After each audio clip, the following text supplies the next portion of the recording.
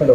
हां, खरं तर खूप उशीर झालाय, 2 वाजून गेलेत. पण मी थोडक्यात आता सर्वात प्रथम तुम्ही सर्वजण माझ्या पप्पांच्या आणि काकांच्या विनंतीला मान देऊन सगळेजण जमलात त्याबद्दल आभार. आजोबा, बाबा आणि नानी यांना नमस्कार करून मी सुरुवात करतो. खरं तर 2 व्यक्तींचा सर्वप्रथम मला आठवण करायची आहे. एक पहिली म्हणजे जिच्या नावाच्या वास्तूत आज आपण सगळे जमलेलो आहोत ती माझी आजी. आणि दुसरे म्हणजे आमचे बाबा लक्ष्मण गुडे, की ज्यांनी लहानपणापासूनच खूपच जास्त प्रोत्साहन दिलं आणि त्याच्यामुळे आज मी इथे पोचू शकलो असतो. सर्वात प्रथम त्या दोघांना पुण्यस्मरण. हा जरी माझा कौतुक सोहळा जरी असला तरी इथे जमलेल्या प्रत्येकाचं काही ना काहीतरी कॉन्ट्रीब्युशन माझ्या यशात नक्कीच आहे. आणि ते केवळ आशीर्वादाच्या स्वरूपात पण असेल ना, पण नक्कीच तुम्ही कॉन्ट्रीब्युशन केलं आणि त्याच्यामुळे मी म्हणेल की हा माझ्यासोबत तुमच्या सगळ्यांचाच कौतुक सोहळा आहे. तर सर्वप्रथम मी सुरुवात करेन माझ्या पप्पांपासून, की ज्यांनी एक ऍक्च्युली दाखवलं की अगदी 4थीच्या स्कॉलरशिप पासून 7वीच्या स्कॉलरशिप पासून कॉम्पिटेटिव्ह एक्झाम म्हणजे काय याची ओळख ज्यांनी करून दिली असेल ते माझे पप्पा. अगदी जसं त्यांनी पण सांगितलं की होमी बाबाच्या क्लाससाठी आम्हाला इकडे जायला लागायचं, डोंबिवलीला जायला लागायचं. ते प्रत्येक वेळेस लहान असल्यामुळे ते माझ्यासोबत यायचे. 3 तासाचा क्लास असायचा, 3 तास क्लासच्या बाहेर वेट करायचे आणि मग आम्ही दोघं परत जायचे. तर तेव्हापासून नंतर पुन्हा NTSCच्या पुण्यासाठीचा इंटरव्ह्यू असेल किंवा अगदी इवन आता जेव्हा मी UPSC साठी पुण्याला क्लासला गेलो तेव्हा तिथे अगदी क्लास पासून, लायब्ररी पासून, मेस पासून आणि राहण्याची सोय बघितल्याशिवाय ते परत गेले नव्हते.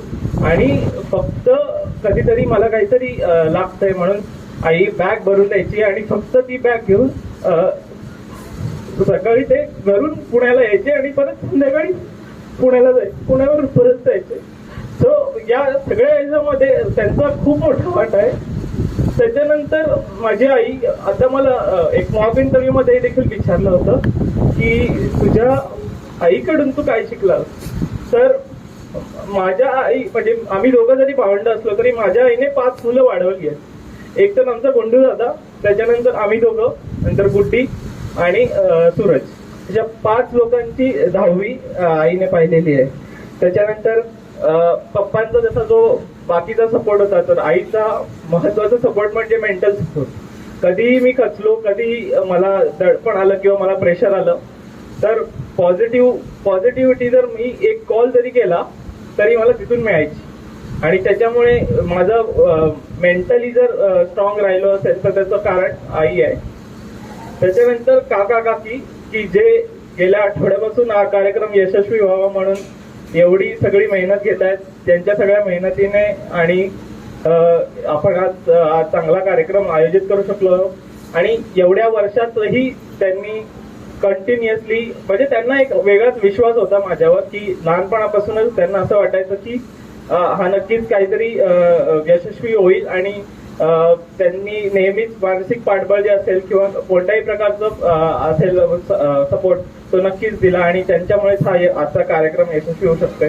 त्याच्यानंतर प्रज्वल, त्याचा मी उल्लेख करेल कारण आता कोविडमध्ये मी जेव्हा घरी आलेलो होतो, माझा 3रा अटेम्प्ट होता UPSC साठीचा. आणि तेव्हा जेव्हा पण हे लागलं, म्हणजे माझ्या नोट्स असतील त्याच्या प्रिंटआउट्स काढणं किंवा त्या आता ऑनलाईन इव्हॅल्युएशन व्हायचं, त्याच्यामुळे त्याच्या ज्या स्कॅन करून कॉपी पाठवायला लागायच्या, ही सगळी कामं तो करायचा. म्हणजे प्रिंटआउट्स काढण्यापासून ते स्कॅन करण्यापासून ते त्याची PDF बनवणं आणि ती अपलोड करणं, या सगळ्या कामांमध्ये तोच नेहमी पुढे असायचा.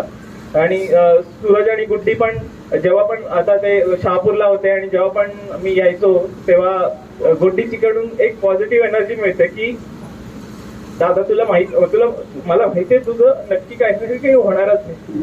सो हा सगळा जो माझा सपोर्ट आहे, हा म्हणून मी म्हटलं की हे यश एकट्याचं नाहीये, अजून भरपूर लोकांचे त्याच्यात आभार आहेत. आणि बाकी सगळ्यांचा मोरल सपोर्ट असेल की माझी मावशी असेल, कल्याणची मावशी असेल किंवा वडाळ्याची मावशी आणि काका असेल, कल्याणचे काका असतील, त्यांनी नेहमीच कधीच असं वाटून नाही दिलं की मी कुठेतरी मागे पडू शकतो. आणि विशेष करून 3 ज्या UPSCच्या मेन्स दिल्या त्या मी कम्प्लिटली वडाळ्याच्या मावशीकडे राहायचो 10 दिवस आणि तिथून द्यायचो. म्हणजे त्या 10 दिवसामध्ये 9 पेपर लिहायचे असतात. मला 5 दिवसामध्ये 3 तासात दिवसाला 6 तास लिहायचं असतं. प्रत्येक मान किंवा हात असेल किंवा पाठ असेल सगळं पेन करत असतं. पण मी ज्या वेळेस 5:30 वाजता पेपर देऊन मावशीकडे पोचायचो तेव्हा गरम पाण्याची पिशवी अंग शेकायला ठेवलेली असायची. आणि काकांचा विशेष उल्लेख, कारण ते प्रत्येक वेळेस होते. म्हणजे माझी 12वीची जेईची एक्झाम असो किंवा माझी NTSCची मेन्स एक्झाम असो 9वीला, किंवा इव्हन होमी बाबाची सेकंड एक्झाम असो, प्रत्येक वेळी वडाळ्याचे काका संदीप काका सोबत होते.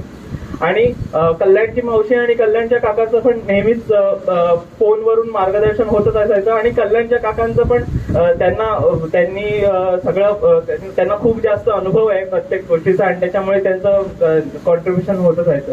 आणि प्रज्ञाताईचा मी उल्लेख करेन, ती ऑस्ट्रेलियाला राहून पण इकडे माझ्याशी कनेक्टेड होती. अगदी तिने माझे मॉक इंटरव्ह्यू पण घेतले होते RBIच्या इंटरव्ह्यू नंतर. आणि त्याच्यामुळे ती तेवढ्या दूर असून पण तिचं नेहमी लक्ष होतं. आणि त्या जिजूंचं पण, दोघांनी मिळून माझं मॉक इंटरव्ह्यू ची तयारी करून घेतली होती ऑनलाईन व्हिडिओ कॉन्फरन्सिंगद्वारे.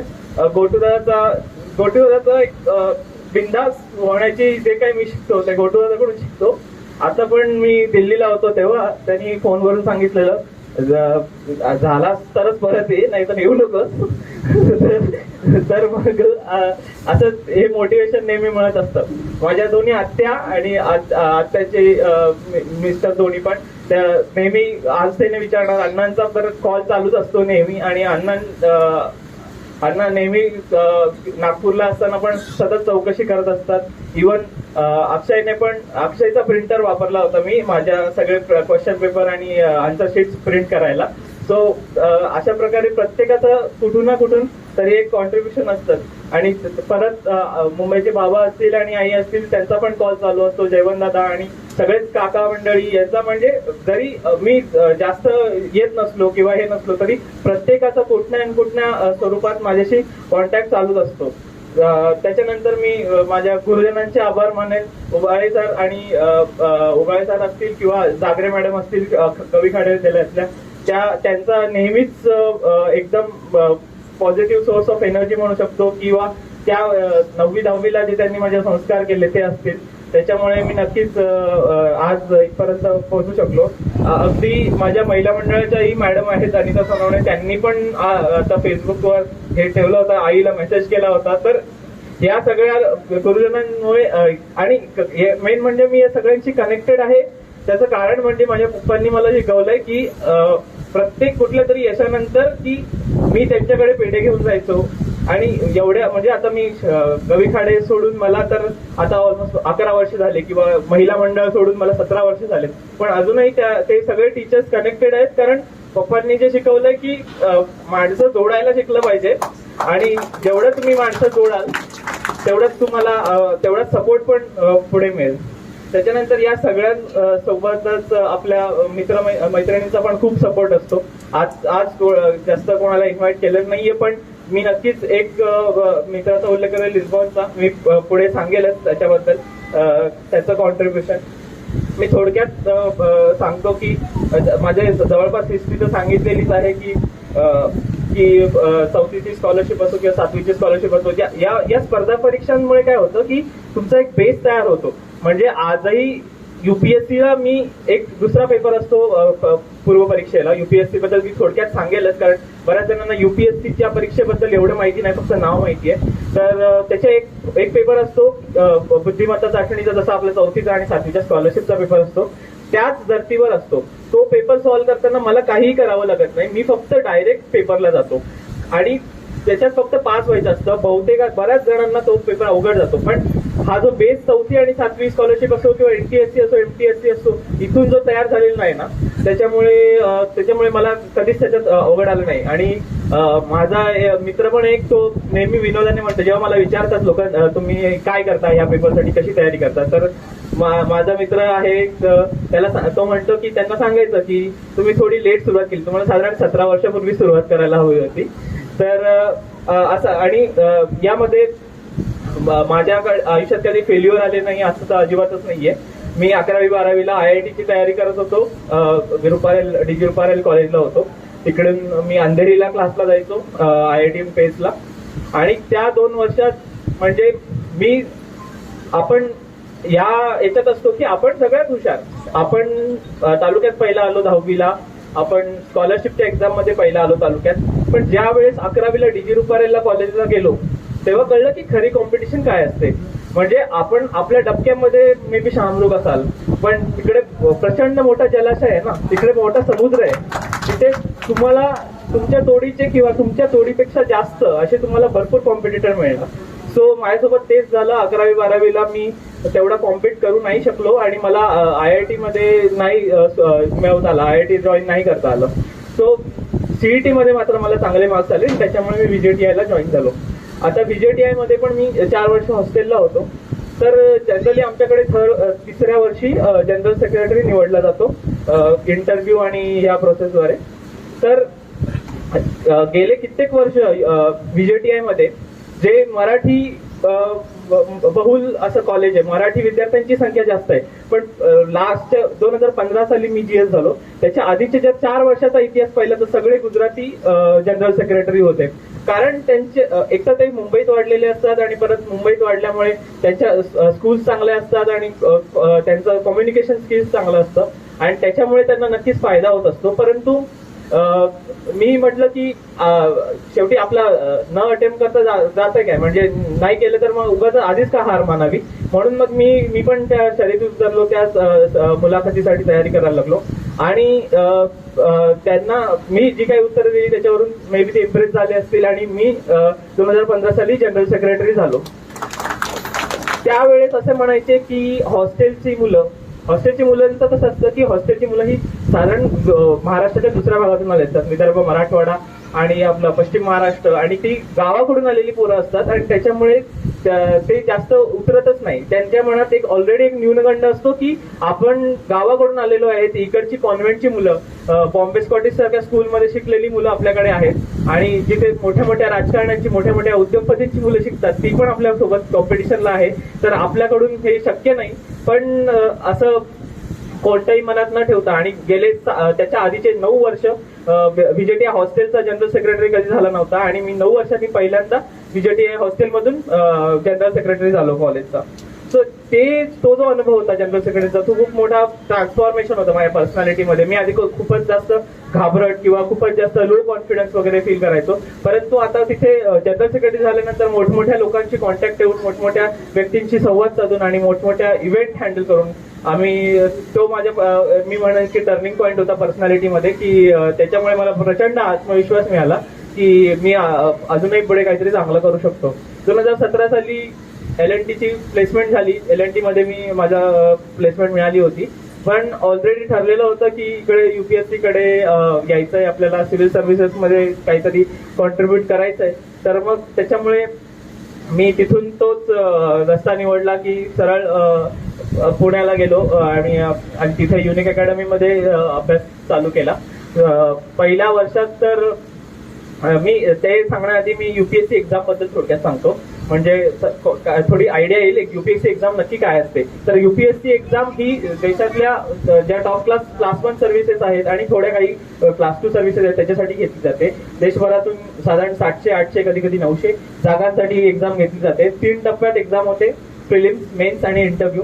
प्रिलिम्ससाठी साधारण 10 लाख ऍप्लिकेंट अप्लाय करतात, त्याच्यातले 5 ते 6 लाख लोक परीक्षा देतात. त्या 5 ते 6 लाखांमधून फक्त 9 ते 10 हजार लोक मेन्स मुख्य परीक्षा देतात, मेन्स एक्झाम.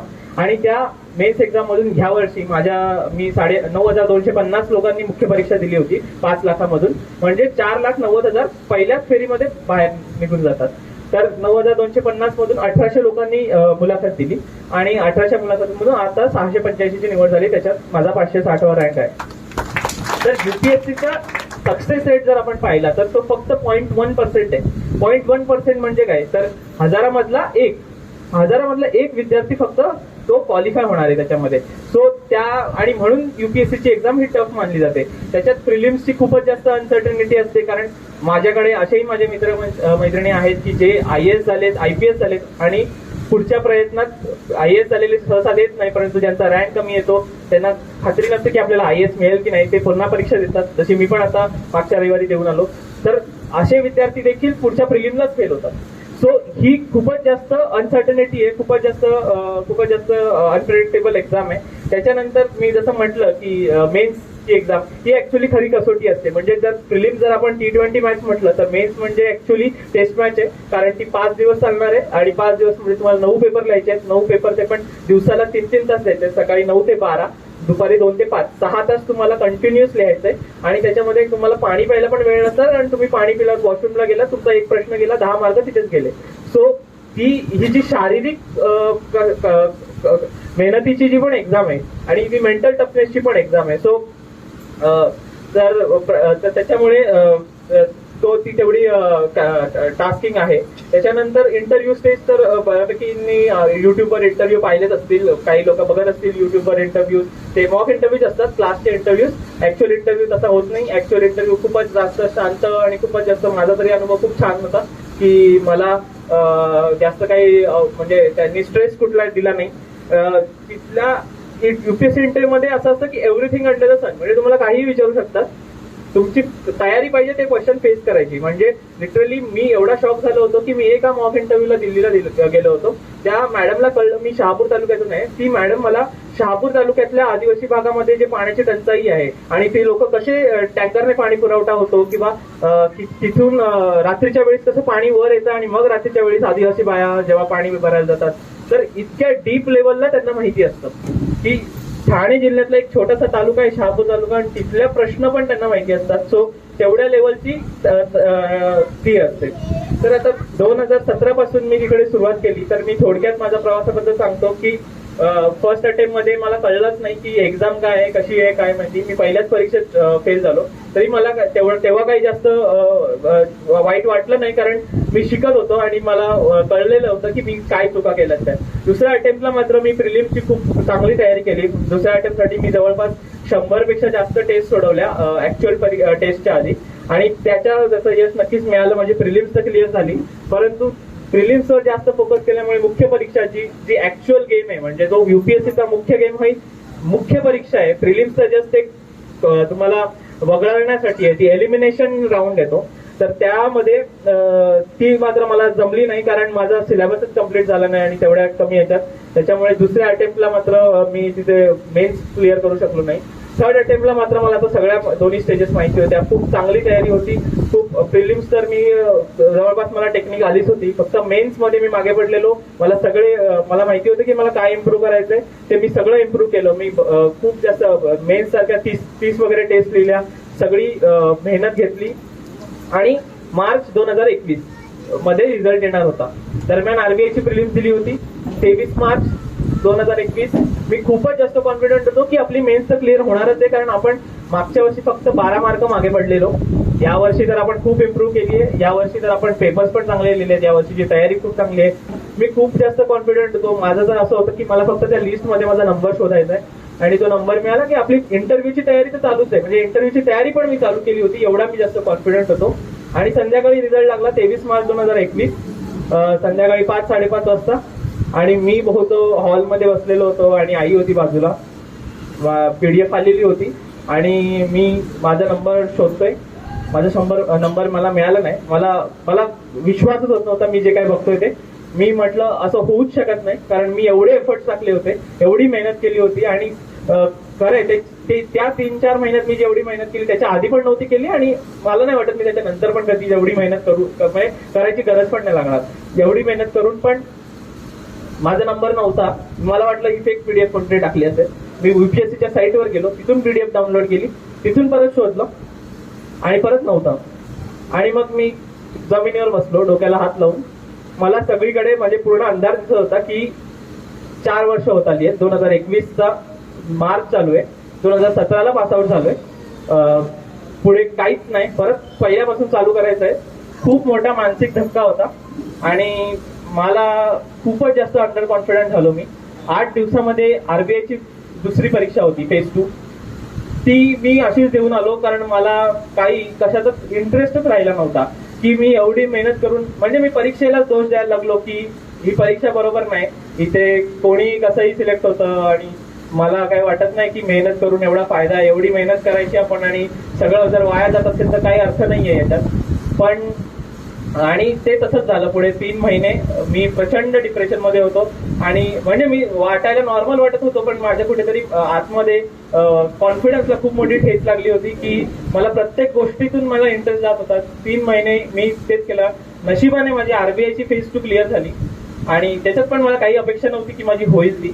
इंटरव्ह्यूची तयारी करू लागलो. मी म्हटलं आता आरबीआयचाच आपल्याला चान्स आहे एक चांगला, तर इंटरव्ह्यूची तयारी करूया. मॉक इंटरव्ह्यू चालू केले. प्रत्येक इंटरव्ह्यू मध्ये एकच feedback, you are very under confident, you are may be युपीएससीच्या फेल्युअरमुळे तुला तुझा कुठेतरी आत्मविश्वास ढासळलेला आहे, तू त्याच्यावर वर्क कर. 4-5 इंटरव्ह्यू दिले, प्रत्येक याच्यात तेच की तुझं बोलणंच बरोबर नाहीये कारण तुझ्या आत्मविश्वासच नाहीये तुझ्यामध्ये काही, तू स्वतःला डाऊट करतोय. आणि त्यावेळेस 2 व्यक्तींनी मला खूप जास्त आधार दिला. पहिली म्हणजे प्रज्ञाताई, ऑस्ट्रेलियावरून आमचा 1.5-2 तासाचा कॉल झाला. त्याच्यामध्ये तिने मला सगळं सांगितलं की लाईफ, तुझं वय 26 आहे, तेव्हा तर 25 होतं, तुझं वय 25 आहे. माझ्याकडे असे काही लोक आहेत की जे 35 वर्षाचे आहेत, अजूनही सेटल्ड नाही आहेत. तू 25 वर्षाचा आहेस, तुझ्याकडे अजून भरपूर वेळ आहे, हे काही इथेच संपत नाही आणि इथून पुढे अजून भरपूर काही काही करता येऊ शकतं. त्याच्यामुळे तू अजिबात खचून जाऊ नकोस. त्यांनी माझा मॉक इंटरव्ह्यू घेतला, जिजूंनी पण आणि ताईने पण, आणि त्यांनी मला काही टिप्स दिल्या. त्याच्यानंतर दुसरा कॉल झाला तर माझा लिस्बन टिकुना म्हणून माझा फ्रेंड आहे बसायचा, त्याच्याशी मी 2.5-3 तास बोललो कारण तो मला कॉलेजपासून बघतोय आणि त्यांनी मला सगळं पाहिलेलं अगदी फर्स्ट इयर पासून. त्याने जो आत्मविश्वास जागवला, त्यांनी मला माझे जनरल सेक्रेटरीचे दिवस आठवले की तू त्यावेळेस काय करत होता, त्यावेळेस तुझं नाव कसं होतं, तू एवढा कॅपेबल आहेस, तू एवढी ह्याच्या फेल्युअर नाही, तू असा खचून गेलास तर कसं काय होईल. आणि त्या 2 कॉल्सने मला खूप जास्त कॉन्फिडन्स दिला. ऍटलिस्ट मला स्वतःवर थोडा विश्वास यायला लागला की मे बी हे होऊ शकतं. आणि त्याच्यानंतर माझा जो 2 मॉक इंटरव्ह्यू झाले ते व्यवस्थित झाले आणि फायनल इंटरव्ह्यू आरबीआयचे चांगले मार्क्स मिळून मी शेवटी आरबीआयची एक्झाम क्लिअर झालो. तर सांगायचा मुद्दा हा की बऱ्याच वेळा आपल्या आयुष्यात असे प्रसंग येतातच की ज्याच्यात आपण सगळा सेल्फ कॉन्फिडन्स गमावून बसतो आणि माझे ते 3 महिने तसेच होते. पण असे आपल्या आयुष्यात लोक असतात आणि त्यांचा आपण नेहमी ऋणी राहिलो पाहिजे की जे लोक आपल्याला पॉझिटिव्ह मार्ग दाखवतात आणि अशा लोकांशीच कनेक्टेड पाहिजे. मग ते आपले रिलेटिव्ह असतील, आपले भाऊ बहीण असतील किंवा आपले फ्रेंड्स असतील, अशी माणसं आपल्या आयुष्यात जोडणं खूप इम्पॉर्टंट आहे. त्याच्यानंतर मग आरबीआयचा हा जो युपीएससीचा हा जो 4था अटेम्प्ट होता, हा आरबीआयचा रिझल्ट लागल्यानंतर मी 15 दिवसांनी लगेच प्रिलिम्स होती, ती पण मी कोणत्याही अपेक्षा न ठेवता मी देऊन आलो, अटेम्प्ट करून आलो की ठीक आहे आरबीआयचं एक सिक्युअर झालं, म्हणजे मेंटल पीस मिळाली, फायनान्शियल पीस मिळाली की आता आपल्याकडे चांगला क्लास 1 जॉब आहे, तर आपण आता पुढचा प्रयत्न करूया. पण ठीक आहे, एवढं प्रेशर घ्यायची गरज नाही. आणि त्याच्यामुळे नक्कीच चांगलं झालं. माझी प्रिलिम्स क्लिअर झाली आणि जानेवारीमध्ये पुन्हा मेन्स होती. मग पुन्हा डिसेंबरमध्ये आरबीआयचं नागपूरला जॉईनिंग होतं, जेव्हा काका सोबत आले होते माझ्या, आणि तिथे जॉईन केल्यानंतर लगेच 1 महिन्यात एक्झाम होती. मी काय फारसा सेटल्ड पण नव्हतो, परंतु 2 मेन्सची अनुभव होता. तो अनुभव पाठीशी धरून मी माझा अभ्यास तेवढा चांगला नव्हता जेवढा 3rd अटेम्प्टला होता. म्हणजे मी प्रामाणिकपणे सांगायचं झालं तर 3rd अटेम्प्टला मी खूप जास्त मेहनत केली होती, तेवढी मेहनत या 4थ्या अटेम्प्टला केली नव्हती. आणि पण तो अनुभव पाठीशी होता, त्याच्यामुळे काय करायचं परीक्षेला जाऊन ते सगळं माहिती होतं. सो जानेवारीमध्ये ते परीक्षा पार पडली. पुन्हा एकदा मी कोणत्याही अपेक्षा ठेवल्या नव्हत्या की आपण आपलं काम करून आलोय, कारण एक धक्का बसला होता, एक धक्का चांगला खाल्ला होता मागच्या मार्चमध्ये, त्याने धक्क्याने एकदम जमिनीवर आणलं होतं. सो तोच अनुभव पाठीशी ठेवून मी म्हटलं की आपण आपलं काम करून यायचो, अपेक्षा काही ठेवायच्या नाही. निष्काम कर्मण भगवद्गीतेत म्हणतात, कर्मण्येवाधिकारस्ते मा फलेषु कदाचन, you have every right to perform your action but no right to get a fruit. तर तुमचं तुम्ही काम करा, फळाची अपेक्षा न ठेवता. ते केलं पुन्हा एकदा मेन्सला, ते पण क्लिअर झालं. आणि मग इंटरव्ह्यूला, आता दिल्लीचा एक्सपिरियन्स, दिल्लीला शेवटी इंटरव्ह्यूला देऊन आलो. पुन्हा एकदा त्याच भावनेने गेलो होतो, कारण तेच वर्क होत होतं एक दीड वर्ष. सो पुन्हा एकदा मी त्याच अपेक्षेने गेलो होतो की आपण आपला इंटरव्ह्यू चांगला द्यायचा, बाकी काही विचार करायचा नाही की मेन्सला किती असतील आणि इंटरव्ह्यूला कसा परफॉर्मन्स, आपण आपला इंटरव्ह्यूचा फोकस करायचा. शेवटी पुन्हा एकदा तेच केलं आणि फायनल रिझल्ट मला मिळाला. म्हणजे कोणतीही अपेक्षा नसताना, ज्यावेळेस मी खूप जास्त अपेक्षा ठेवल्या होत्या तेव्हा मला खूपच भ्रमनिराश झाला, मला खूपच डिसअपॉइंटमेंट आली. पण आता यावेळेस नक्कीच यश मिळालं. इंटरव्ह्यूचा एक्सपिरियन्स पण चांगला होता. महाराष्ट्र गव्हर्नमेंटने चांगलं प्रिपरेशन बांधून ठेवलेलं आहे. 7 दिवस आपल्याला तिथे राहता येतं. सो तो पण चांगलं पाठबळ मिळतं, म्हणजे चांगला सपोर्ट मिळतो तिकडे देखील आपल्याला. सो गव्हर्नमेंटचा भरपूर आहेत या गोष्टीसाठी. तर आता ह्याच्यानंतर थोडक्यात काही गैरसमज असतील युपीएससी एक्झाम बद्दल. तर बेसिकली पहिला जनरली आपल्याकडच्या गावाकडच्या मुलांना हा असतो की लँग्वेज बॅरियरचा असतो. तर आता एक्झाम ही मराठी माध्यमातून पण देता येते, इंटरव्ह्यू पण मराठी माध्यमातून देता येतो, सगळ्या टप्प्यांवर मराठी मीडियम मधून देता येते. आणि इंग्लिशचं पण एवढं काही, मी पण स्वतः मराठी मीडियम मधून शिकलेलं आहे, आणि माझं सगळं पूर्ण एक्झामचं माध्यम मात्र इंग्लिशच होतं, इंटरव्ह्यूचं पण ते पण इंग्लिशच होतं. सो त्यांना तुमचे कम्युनिकेशन स्किल्स नाही बघायचे, त्यांना तुमचे लिडरशिप स्किल्स बघायचे. तुम्ही ऑफिसर लाईक क्वालिटीज आहेत की नाही तुमच्यामध्ये. सो ऑफिसरच्या क्वालिटीज असतील तर नक्कीच ते तुम्हाला सिलेक्ट करणार आहेत. जस्ट बिकॉज लँग्वेज तुमची इंग्लिश नाहीये किंवा तुमची कुठली तरी मातृभाषा आहे म्हणून तो काहीच मुद्दा नाहीये, कारण ऑफिसर म्हणून ट्रेन तुम्हाला ते नंतर करणार आहेत ना. त्यांना तुम्हाला आता तुम्हाला फक्त सिलेक्ट करायचं. त्याच्यानंतर अजून काही गैरसमज आहेत तसे म्हणजे की या परीक्षेसाठी खूप अभ्यास करायला लागतो, 15-18 तास अभ्यास करायला लागतं. तर असं अजिबात नाहीये. माझं टाइम टेबल, कारण तेव्हा मी तर फुल फ्री होतो, पूर्ण दिवस मला अभ्यासासाठी होता, तेव्हा माझं टाइम टेबल 12 तासाचं टाइम टेबल होतं. पण मला नाही आठवत मी कधी 12 तास अभ्यास केला असेल, कारण थोडाफार टाइमपास हे वगैरे होतं. तरी कन्सिस्टंटली महत्वाची आहे. मेन म्हणजे 8-9 तास तुम्ही जरी कन्सिस्टंटली अभ्यास केला तरी चालतं, फक्त त्याच्यात ते सातत्य पाहिजे. उगाच आज 2 दिवस केला, पुढचे 4 दिवस नाही केला तर त्याच्याने ते पॉसिबल होणार नाहीये. सो ते कन्सिस्टंटली इम्पॉर्टंट आहे. आणि लहानपणापासूनच हुशार असला पाहिजे का वगैरे वगैरे नाही. असे पण एक्झाम्पल्स आहेत की जे 12वी नापास झाले पण पुढे जाऊन युपीएससी क्लिअर केली. कारण ही युपीएससीची एक्झामच अशी आहे की ती सगळ्यांना सेम लेवलवर आणून ठेवते, की सगळ्यांना सेम कॉम्पिटिशन आहे. तुम्ही वेगवेगळ्या विषयांमध्ये ग्रॅज्युएशन केलं असेल तर ऑप्शनल सब्जेक्ट असतो, तुम्ही तुमचा ऑप्शनल सब्जेक्ट तुमचा ग्रॅज्युएशन विषय घेऊन कम्प्लीट करू शकता. सो हा पण काही एक गैरसमज आहे. सो ही एक्झाम एवढी टफ का आहे तर त्याच्यासाठी मेहनत करायची जास्त तयारी पाहिजे आणि खूपच जास्त लोक कॉम्पिट करत असतात आणि त्याच्यामुळे ती सगळ्यात जास्त टफ आहे. सो आता पण आपण पाहिलं तर ठाणे जिल्ह्यामधून कसं सिलेक्शन खूपच कमी आहे. आता ठाणे शहरामधून एक आहे मित्रच आहे अनिकेत हिरडे, त्याच्यानंतर उल्हासनगरचा एक आहे. दोघंही शहरी भागातले, ग्रामीण भागातून मी एकटाच आहे. पण गेल्या काही वर्षातही आपल्याला खूपच क्वचितच एखाद दुसरा दिसतो. तेच आपण सातारा, सांगली, कोल्हापूरकडे जाऊन पाहिलं, पश्चिम महाराष्ट्रात पाहिलं तर मात्र तिकडचा सक्सेस रेट जास्त आहे, तिकडची तयारी करणारे जास्त आहेत. तर मे बी आपल्याकडे तेवढे जास्त विद्यार्थी वळत नाही इकडे. तर तिथे आपण एक काही वर्क करू शकतो की का वळत नाही किंवा व्यवस्थित मार्गदर्शन मिळतं की नाही. त्याच्यामुळे ते एक आहे. त्याच्यानंतर काही रियालिटी आहे सिव्हिल सर्व्हिसच्या, त्याच्यामध्ये मी नक्कीच सांगेल की हे अनडुएबल अजिबात नाही. म्हणजे तुम्ही क्लिअर करू शकत नाही अशी तर अजिबात एक्झाम नाही. तुमच्यासमोर एक्झाम्पल उपाय की तुम्ही लहानपणापासून बघताय. तर मला पण तिसऱ्या अटेम्प्ट नंतर मला पण खूप डाऊट यायला आले होते की नक्की हे काय करतात, नक्की कशी एक्झाम आहे, मी एवढे मेहनत करून एवढे चांगले पेपर लिहून पण कसं नाही झालं. तर तुम्हाला तुमच्या मेहनतीचं फळ नक्कीच मिळेल. मे बी ते लेट मिळालं माझ्या केसमध्ये, मागच्या वर्षीपेक्षा या वर्षी मिळालं, पण एवढंच आहे की नक्कीच लेट मिळेल. दुसरी गोष्ट, युपीएससी म्हणजे काही सगळं नाहीये. मागच्या आठवड्यात पण मी ऐकलं की एक सिव्हिल सर्व्हिस ऍस्पिरंटने आत्महत्या केली किंवा मागे पण एमपीएससीच्या. तर तो एक आपल्या खूपच जास्त वाईट हे की याच्या व्यतिरिक्त पण खूप जास्त ऑपॉर्च्युनिटीज आहेत. असं नाहीये की हेच सगळं आहे. याचा लाईफ बनवून काही लोक जगतात आणि मग त्याच्यामुळे खूपच जास्त निराशा येते. तर ते पण खूप चुकीचं आहे. आणि सगळ्यात महत्वाची म्हणजे की हा एक जस्ट जॉब आहे. म्हणजे आपल्याकडे अशी एक पद्धत आहे की IAS झाला, IPS झाला म्हणजे देव झाला, म्हणजे काहीतरी त्याने भयानक मोठं काहीतरी केलं. एक एक्झाम क्लिअर केली, त्याने एक जॉब मिळवला, त्याला त्याचं नोकरी आहे, त्याला जॉब, त्याचे पैसे मिळतात त्याला. ते काही कोणी मोठे हे नाहीयेत, कोणी ते दैवत नाहीयेत. आणि त्याच्यामुळे काय होतं की त्यांच्यामध्ये पण एक जास्त गर्विष्ठपणा म्हणो किंवा ते थोडासा हे येतो की आपण काहीतरी समाजापेक्षा वेगळे आहेत किंवा आपल्यामध्ये काहीतरी जास्त चांगल्या क्वालिटीज आहेत आपण ते समाजामध्ये कमी लेखायला लागतात. सो हा एक आहे. तर याच्यामध्ये या सगळ्या याच्यामध्ये सगळ्या कुटुंबाचा आणि सगळ्या मित्रमंडळीचे आशीर्वाद आहेत, संस्कार आहेत त्यांचे. अगदी मी जेव्हा माझ्या मैत्रिणींना सांगतो की आमची फॅमिलीला आमच्या फंक्शनला इन्व्हाइट केलं की 200 लोक जमतात, तर त्यांना एवढं आश्चर्य वाटतं की एवढी मोठी फॅमिली म्हणजे अजूनही एवढे कनेक्टेड आणि एवढे सगळे कार्यक्रमाला येतात. हीच एक मोठी गोष्ट आहे आणि नक्कीच आपल्या कुटुंबासाठी अभिमानाची गोष्ट आहे की आपण आज सगळे सोबत आहोत. आणि बऱ्याच जणांना त्याचं खूप आश्चर्य वाटतं.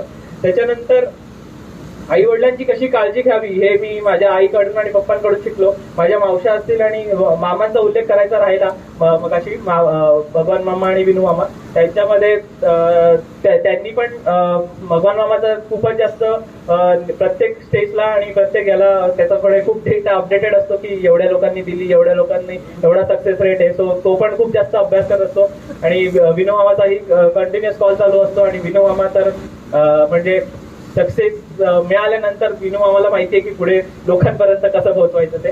त्याच्यामुळे तर माझ्या मावशा असतील किंवा दोन्ही मामा यांनी आजोबांची काळजी कशी घेतली ते मी पाहिलंय त्याच्या शेवटच्या दिवसांमध्ये. माझ्या काकांनी, पप्पांनी आणि त्यांनी पण पाहिलंय की आजीची काळजी कशी घेतली होती.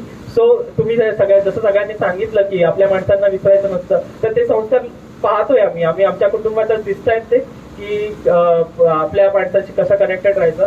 आणि जमिनीवर राहायचा प्रश्न जर बऱ्याच जणांनी सांगितला तर नक्कीच हा सल्ला खूपच जास्त इम्पॉर्टंट आहे. आणि अशा प्रसंगी जेव्हा सगळे लोक तुमचं नाव घेत असतात, जेव्हा सगळे लोक तुम्हाला गौरव करत असतात, त्यावेळेस मात्र ही गोष्ट खूपच इम्पॉर्टंट आहे आणि नक्कीच मी ती लक्षात ठेवेन.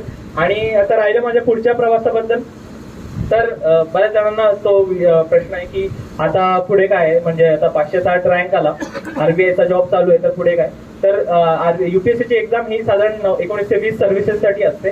त्याच्यातल्या आपल्याला फक्त 3-4 माहिती आहेत. IAS, इंडियन ऍडमिनिस्ट्रेटिव्ह सर्व्हिस, जे कलेक्टर म्हणतो आपण, IPS पोलीस ऑफिसर, त्याच्यानंतर फॉरेन सर्व्हिस ऑफिसर IFS असतं, त्याच्यानंतर रेव्हेन्यू सर्व्हिसच्या 2 असतात. अशा 4-5 आपल्याला माहिती आहेत. पण त्याच्या व्यतिरिक्त अजूनही 10-15 सर्व्हिसेस असतात. पोस्टल सर्व्हिस म्हणा किंवा ट्रेड सर्व्हिस म्हणा किंवा डिफेन्स इस्टेट म्हणून असतं एक कॅन्टोन्मेंट बोर्डवर. तर त्या आता जर माझा रँक पाहता, साधारण ओबीसी रँक माझा थोडं खालचा आहे. त्याच्यामुळे पहिल्याच्या 4-5 मी नावं घेतली, त्याच्यामधलं मला मिळण्याचे चान्सेस खूप कमी आहेत. सो कुठले तरी पुढचं काहीतरी मिळेल, पोस्टल किंवा ट्रेड किंवा अजून कुठलं तरी, ते 2 महिन्यात कळेल. सो तोपर्यंत तरी आरबीआयचा जॉब तर चालूच आहे.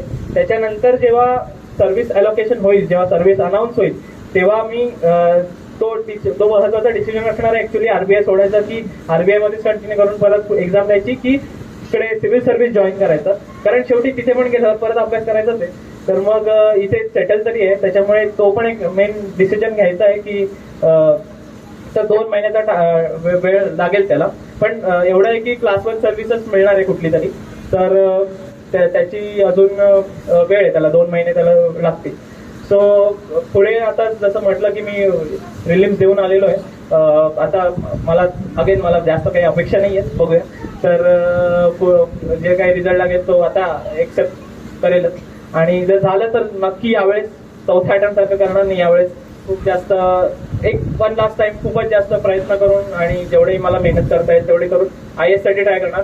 आज 560 रँक आलाय, साधारण 300च्या आसपास असता तर IAS झालो असतो कलेक्टर. आणि बाकीच्या पण सर्व्हिसेस चांगल्या 450 पर्यंत पोलीस सर्व्हिस पण मिळून जाते. सो ठीक आहे, रँक इम्प्रूव्ह करण्यासाठी नक्कीच प्रयत्न करणार. आणि बाकी सगळे तुम्ही आलात, सगळे भुकेलेले असणार कारण 2:45 झालेत, त्याच्यामुळे मी आता थांबतो.